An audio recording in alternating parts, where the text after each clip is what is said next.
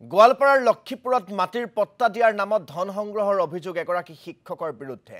লক্ষীপুৰৰ Shantipur LP স্কুলৰ শিক্ষক তছিৰুদ্দিন শেখ নামৰ শিক্ষকগৰাকীৰ বিৰুদ্ধে উঠিছে এই অভিযোগ। ইটাখুলি গাঁৱৰ প্ৰায় 40টা পৰিয়ালক বসুন্ধৰা আঁচনিত অন্তৰ্ভুক্তিকৰণৰ নামত 2ৰ পৰা 10,000 টকাকৈ সংগ্ৰহ কৰাৰ অভিযোগ তছিৰুদ্দিনৰ বিৰুদ্ধে। ভূমি পট্টা প্ৰদান কৰিব নোৱাৰাত ধনৰাশি উভতাই বিচাৰে পৰিয়ালকেইটাই। কিন্তু ভয় ভাবুকিৰে তছিৰুদ্দিন শেখে ঘূৰাই পঠিয়াই ভুক্তভোগী পৰিয়ালকেইটাক। উপায়ন্তৰ হৈ তছিৰুদ্দিনৰ বিৰুদ্ধে লক্ষীপুৰ থানাত গোচৰ ৰুজু কৰে ভুক্তভোগী পৰিয়ালকেইটাই।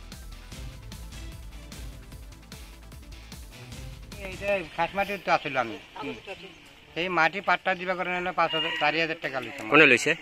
তছিৰুদ্দিন মাষ্টাৰ শিক্ষক। হয়, এই 4,000 টাকা লৈছে। কি কাৰণত? মাটি পট্টা দিব কাৰণে আমি আৰু তাতে তাকো মাটি পট্টা দিয়া নাই আৰু ঘৰটো মই ভাঙি দিলে আৰু ৰাস্তা ড্ৰেইন খান্দি দিলে। এতিয়া কি পইচাখিনি ঘূৰাই দিছে? পইচাটো ঘূৰাই দিয়া নাই মোক। কি কয়? সেই পইচা বোলে নিদিয়ে বোলে পইচা।